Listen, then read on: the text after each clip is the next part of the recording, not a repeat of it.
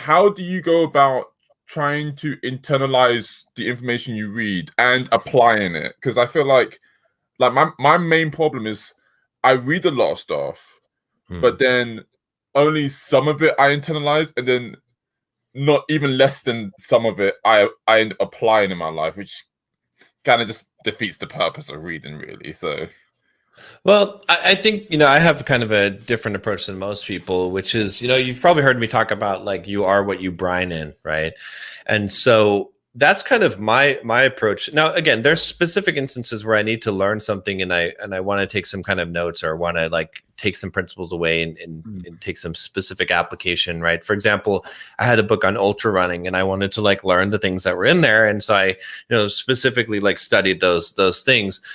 But my general approach to reading is just having faith that you will absorb the information. Now, you're not going to absorb everything from the book, but it's there subconsciously and it does influence you. And the more that you get the message, the more it will influence you and change you because you're brining in that, because you're surrounding yourself in that environment. So I think sometimes people focus so much on like, I need to take the notes and take the details from this book and apply these things, that they sort of miss the bigger picture, which is that, and I talked about this before. I think I did a video on addiction where I was talking about the rubber band theory. I think it's in the membership as well, where, it's like so many people, they try to change their habits and their behavior by willpower. And it's like pulling a rubber band, and you keep on pulling that rubber band. Eventually it snaps back the other way. Right.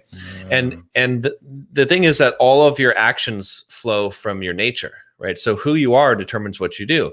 Right. Yeah. It's natural for a dolphin to swim in the water. Right. It's natural for a dog to run and to bark and to chase sticks and and chase squirrels and stuff like that. So it's their nature. Right.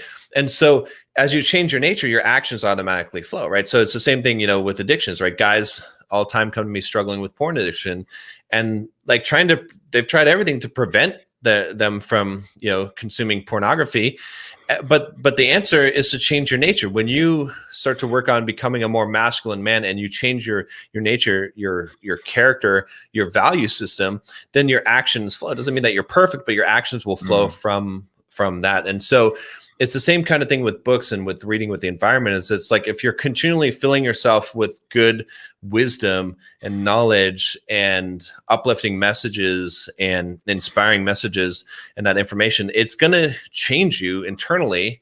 And then your actions will flow from that, as opposed to specifically like trying to take a book and then trying to force the actions. Again, some of that stuff obviously can work and it can be good. And like if you're working on a very specific thing you're trying to change or trying to implement in your life. But I generally take the approach of let's read a whole bunch of books. Let's absorb a bunch of information. Let's let that internally change us. Let's stew in it for a little bit. Let's brine in this environment. And then those internal changes that change your nature will in turn change your actions and your desires that you have, to perform certain actions or not. So I see what you're saying.